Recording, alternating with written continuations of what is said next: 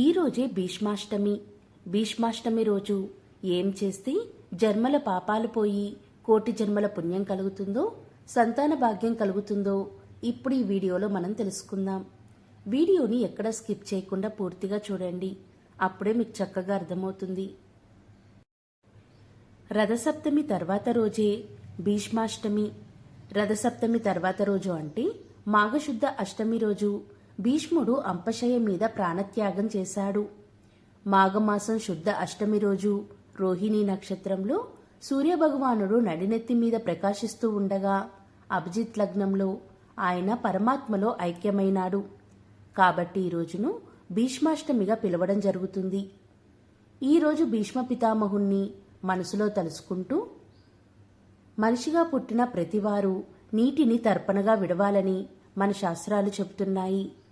సాధారణంగా తండ్రి బ్రతికి ఉంటే వారు తర్పణాలు విడవడానికి వారు అర్హులు కారు.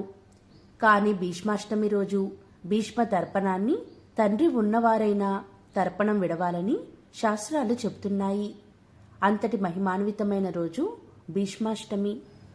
మాఘశుద్ధ సప్తమి మొదలు అంటే రథసప్తమి మొదలు మాఘశుద్ధ ఏకాదశి వరకు గల 5 రోజులను భీష్మ పంచకం అంటారు.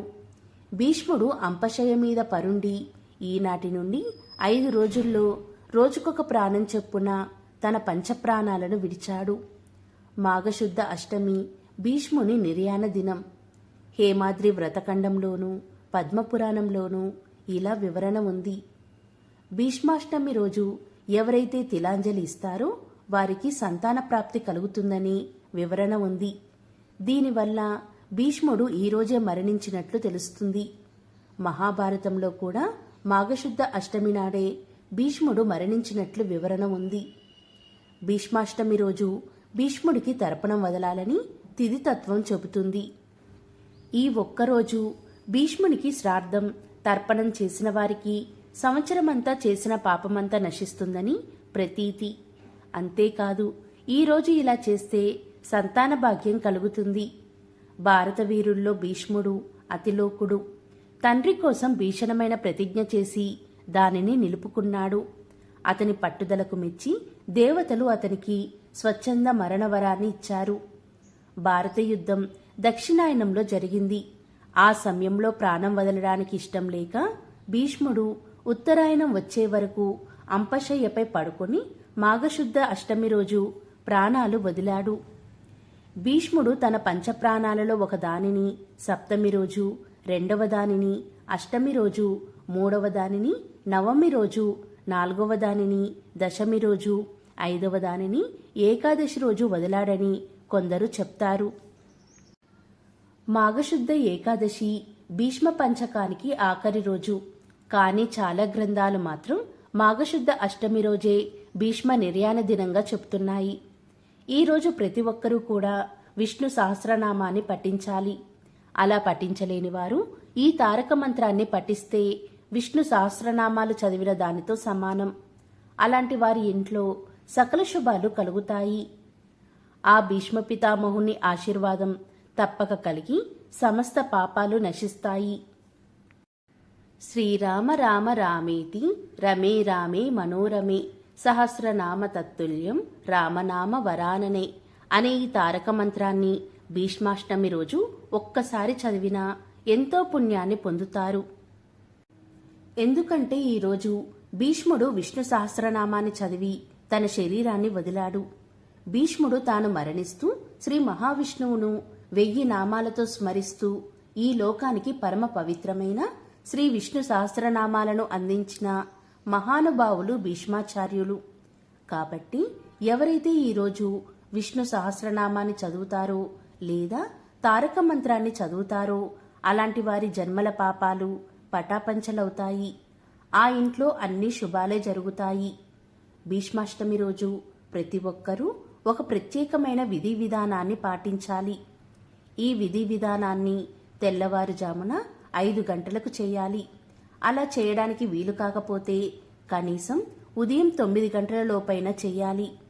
ఉదయం 5 గంటలకు చేస్తే మాత్రం ఉత్తమ ఫలితం ఉంటుంది.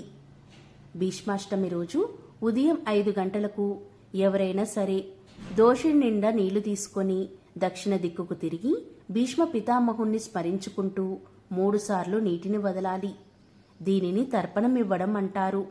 ప్రతి మానవుడు ఈరోజు ఇలా చేయాలి. అంటే భీష్ముడికి తర్పణం ఇవ్వాలి. ఈరోజు ఇలా ఎవరైతే ఇస్తారో మీకున్న జాతక దోషాలన్నీ తొలగిపోతాయి, పుత్ర సంతానం కలుగుతుంది. అలానే భీష్మాష్టమి రోజు స్నానం చేశాక తెల్లటి వస్త్రాలు ధరించి తెల్లటి పువ్వులతో శ్రీ మహావిష్ణువును పూజించాలి. ఈరోజు ఇలా చేస్తే తొందరలోనే రాజయోగం పడుతుంది.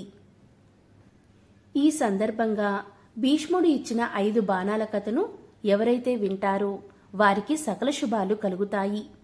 అదృష్టం ఉన్నవారు మాత్రమే ఈరోజు భీష్ముడి 5 బాణాల కథను వింటారు.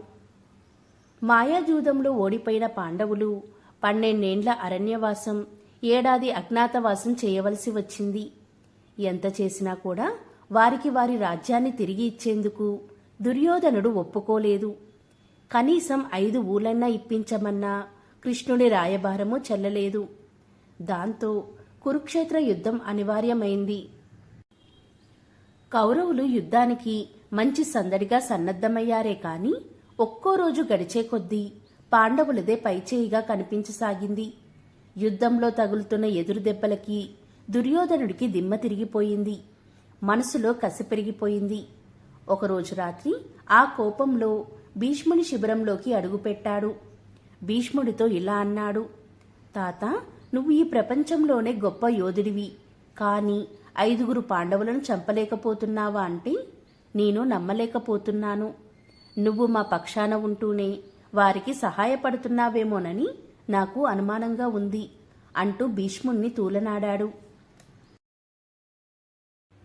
దుర్యోధనుడు తన విశ్వాసాన్ని శంకించడంతో భీష్ముని మనసు గాయపడింది. పాండవులను ఓడించేందుకు తాను సాయశక్తులా పోరాడుతున్నానని ఎంత చెప్పినా లాభం లేకపోయింది. దాంతో తన వెల్లంబులోంచి ఓ 5 బాణాలు బయటికి తీశాడు భీష్ముడు.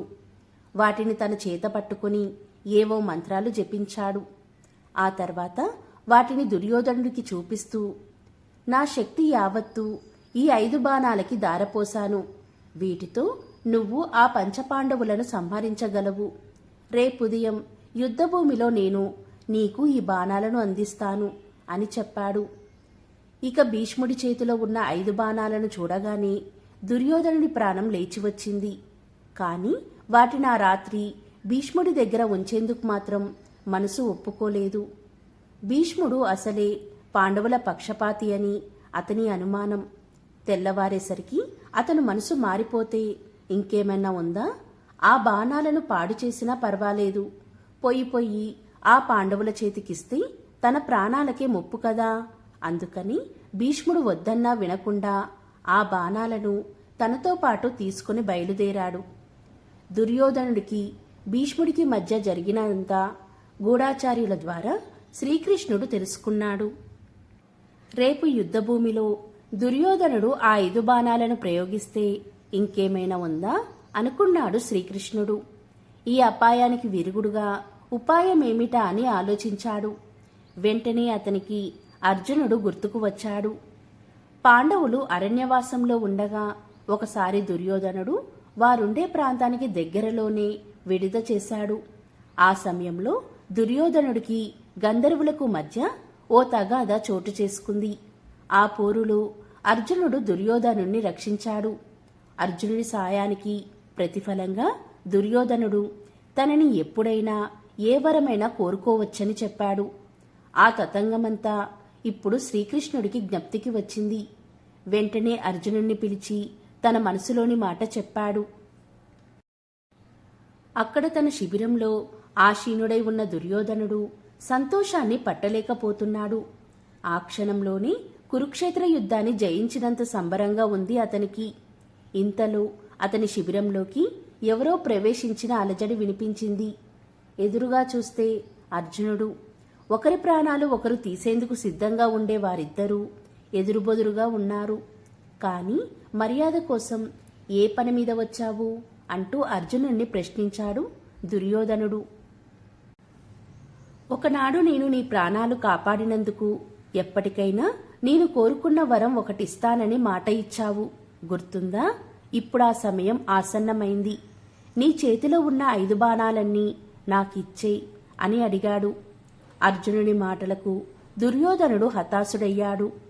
కాని ఒక క్షత్రియుడిగా ఇచ్చిన మాటకి కట్టుబడక తప్పదు. లేకపోతే తన దృష్టిలో తానే దిగజారిపోతాడు. అందుకని నిశ్శబ్దంగా తన చేతిలోని బాణాలను అర్జునుడి చేతిలో ఉంచాడు.